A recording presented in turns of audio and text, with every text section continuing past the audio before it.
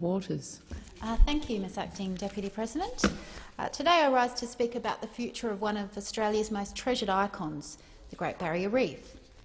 And I raise this because of the warnings by the Global World Heritage Body that the Great Barrier Reef may soon be put on the World Heritage in Danger list, because of the rash of dredging, dumping and shipping for new and expanded coal and gas ports, and sadly because of the government's inaction on these issues. Now, the Great Barrier Reef is the largest coral ecosystem in the world, and in fact it's the largest living organism that can be seen from space. It's an internationally renowned biodiversity icon, and it's the 7th natural wonder of the world. Like many Australians and international visitors alike, I've been lucky to spend some time on the reef, and I've been truly touched by it. It's a biodiversity wonderland. It was inscribed on the World Heritage List in 1981 because it met all 4 criteria for outstanding universal value on the grounds of its natural heritage. Of course, it's hugely valuable economically.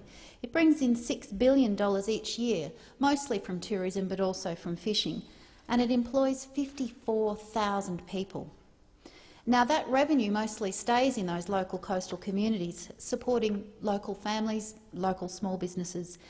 Of course, you can contrast that with the revenue from the mining industry, which is predominantly foreign-owned, and recent reports have shown that, in fact, 83% of mining profits nationally flow offshore.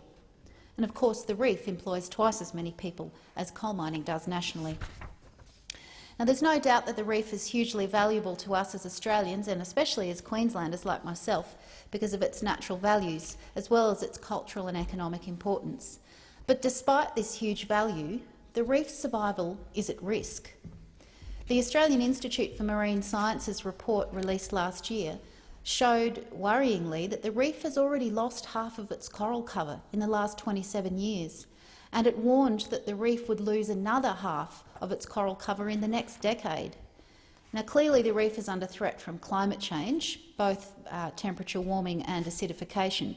It's also under threat from catchment runoff, crown-of-thorns starfish invasion, coastal development, and now a rash of new ports and shipping for fossil fuel exports. Now, the global body charged with overseeing areas of outstanding universal value, such as the reef, expressed extreme concern about this frenzy of dredging and dumping and shipping for new coal and gas ports, and they came here last Easter for an 11-day mission. Now, UNESCO warned that unless its recommendations were acted on, it would put the reef on the World Heritage in Danger list. Now, Australia would be the only developed nation with such an embarrassing mark against our name. We would join war-torn nations like Afghanistan, Yemen and the Congo as countries with a World Heritage site in danger. Surely we can do better than that. And yet the government has thumbed its nose at this risk and responded last Friday with a pathetically weak state party report that simply commits to business as usual, bar an overdue panel to finally look into the Gladstone Harbour environmental disaster. The Minister, Federal Environment Minister Tony Burke, simply says, oh, it's fine, he'll just keep applying the law to all of these new coal and gas port applications. But it's those same weak laws which have already failed the reef and put us in the situation that we're in. If these laws were enough to protect the reef, then surely the 68 million cubic metres of dredging, that's 40 Melbourne cricket grounds worth, wouldn't have already occurred or been approved, and there wouldn't be another 58 million cubic metres or 34 Melbourne cricket grounds worth on the books for these 6 new and expanded coal and gas ports up and down the coast, about which UNESCO has said they're extremely concerned. Now, alarmingly, those figures don't even include the Abbot Point expansion, which is now currently being re-tendered for. If all of those new and expanded gas and coal ports are approved, it will almost double fossil fuel shipping through the reef. It would take us from about 3,900 ship movements a year to more than 6,000. That's one coal or gas ship every hour and a half through our reef. And that's just the dredging and the shipping, on top of treating the reef like a coal and gas highway and allowing the destruction of the seagrass beds and the sea bottom, instead of requiring onshore dumping of that dredging, like the Gabrumpa's policy is. The government has allowed our reef to be treated like a rubbish tip. It's allowed offshore dumping of that dredge spoil to the tune of 55 million cubic metres. That's either been approved or applied for since 2000. And that's a massive 32 Melbourne cricket grounds worth, despite that policy saying offshore dumping should be a last resort. Now, the law's already demonstrated that it's not strong enough to stop fossil fuel developments in reef catchments because the government is beholden to the mining industry and to short-term thinking. The Greens will not stand by and let the government permit the coal and gas industries to destroy our Great Barrier Reef. And as if the current onslaught of fossil fuel developments wasn't enough for the reef and its communities, it's worth noting that uranium mining and export is back on the table too. With the federal ALP government looking to export uranium to India, and with the LNP's Campbell Newman lifting the ban on uranium mining in Queensland, I wonder how long it will be until this radioactive material is shipped through the reef. Sadly, the Australian Government Energy White Paper of November 2012 foreshadows precisely that. Now, this new risk to the reef was not even on the cards when the World Heritage Committee did their reactive monitoring mission in Easter last year, and of course the government didn't mention it in its report card back to the World Heritage Committee last Friday. I will bring this to the attention of UNESCO, as I'm sure many Queensland communities will as well. I want to move now to the recommendations that UNESCO clearly made. They couldn't have been stronger, and in fact we should sit up and pay attention simply based on the strength of their recommendations. They said no new ports. They even said no new port expansions if they'll impact on the overall universal value of the reef. They said don't issue any approvals at all until you finish doing the strategic assessment that won't finish until 2015.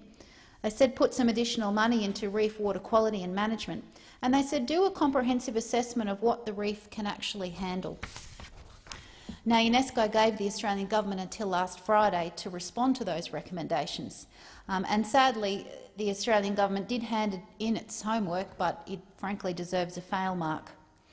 The Australian and the Queensland governments have both continued to treat the reef like a highway for coal and gas and like a rubbish tip for dredge spoil. The government hasn't pushed pause on either new or expanded coal and gas ports. They haven't declared pristine Port Alma and its Indigenous dolphins off-limits. They've approved Abbot Point coal terminal expansion, and the belated panel to investigate the Gladstone Harbour environmental disaster is not required to use independent data. Now, what's more, the flimsy strategic assessment that the government has begun won't actually be able to stop any of those coal ports that UNESCO had their concern about. And moreover, it will end up putting Campbell Newman, who says we're in the coal business, solely in charge of new developments in the reef. Now, to add insult to injury, the Queensland government just last week is now treating the reef like a toilet bowl and letting the big miners dump their contaminated wastewater into waterways that flow to the reef, instead of simply requiring them to spend a bit of extra dough to properly treat that water. Now, this is further risking the World Heritage in danger listing for our most precious tourism icon. The Newman government's decision to allow this much mining discharge simply demonstrates that they care far more about short-term mining profits than the long-term health of Queensland communities or Queensland's environment. But I want to return to the UNESCO recommendations and the federal government's failure to comply with them. On that point of pressing pause on new port developments or new dredging and dumping approvals, Minister Burke last year approved the largest coal mine in the Southern Hemisphere for Gina Rinehart, that's Alpha Coal Mine, and then approved the associated coal port expansion to allow export of that coal, Abbot Point. Now, Minister Burke has said, oh, look, that's fine, UNESCO just said don't allow any new ports. Abbot Point was fine, but of course he's overlooking that second part of the recommendation that clearly said if you expand an existing port and it's going to have an impact on the overall universal values of the reef, just don't do it. Just refuse it. Don't give it approval. Now, unfortunately, the very fact that Abbot Point needed federal approval, which is only required when there is likely to be a significant impact on the reef, itself proves that it would have the very impact that UNESCO said was unacceptable. Now, UNESCO were really clear that no approvals should be issued at all until the conclusion of the strategic assessment, a moratorium on coal and gas port approvals, if you like. Minister Burke claims that he's legally not able to press pause on those current applications. Now, I disagree. I've been an environmental lawyer for 10 years. I've had a close look at the provisions of the Act, and I think if he had the will, he could press pause on those applications. But if his legal advice is correct, the Greens have said countless times, and we've moved motions in this place, saying we will help clarify the law so that it's beyond doubt that you can act. Now, sadly, all of the old parties voted against that change. Now, UNESCO has explicitly stated that they don't think Port Alma, Balaclava Island or the north of Curtis Island is part of an established major port area. They want those areas off limits. Now, as I mentioned, that's of course the spot where our Indigenous snubfin dolphin, it's critical habitat for that dolphin. And yet the Queensland and the federal governments have ignored that. The feds have refused to rule out development in the Fitzroy Delta, and the Queensland government says it's part of Gladstone Harbour, which is 90 kilometres away. Now, on Gladstone Harbour, we were pleased that the government announced a public review into environmental management practices in the harbour, to be chaired by Ms Anthea Tinney. That's welcome news, but it's long overdue. There have been major water quality problems in Gladstone since dredging began, of course compounded by the floods of 2011 and again just a few weeks ago. We've seen wildlife disease, we've seen the fishing industry brought to its knees, and yet this issue remains unresolved. It is long past time that the federal government investigated what's going on in Gladstone Harbour. But I was really disappointed that Minister Burke didn't say that he would properly resource this body, and he didn't say whether he would allow them to conduct their own investigations based on their own data, or whether they're simply just going to rely on the data that's collected by the dredgers themselves, Gladstone Ports Corporation. If you're claiming independent science, you need independent data. Now, likewise, we welcome the additional funding for water quality programs in the reef, and while the Australian government has committed to extending reef rescue, which has been a really successful program, working with farmers to help them buy new equipment to help constrain fertiliser and herbicide runoff, the government hasn't yet put a dollar figure on it. They've said, oh yes, we'll extend it, but they haven't actually shunted up the figures. Now, that needs to be announced immediately. That program is due to run out, and we need the security of knowing that that money will be forthcoming. Likewise, on funding, the additional money for Crown of Thorns management is very welcome, but it doesn't really address UNESCO's recommendations. And frankly, we know Crown of Thorns thrives on poor water quality and high temperatures, so it's all the more reason to stop this dredging, dumping and shipping frenzy, which is making the water so muddy and, of course, worsening climate change with all of its coal exports. Now, the minister talked about the comprehensive strategic assessment that the government's doing hand in hand with the Queensland government, and yet that same assessment certainly doesn't deserve the title of comprehensive. It won't actually be able to affect whether or not any of those coal ports that UNESCO were concerned about will get approval.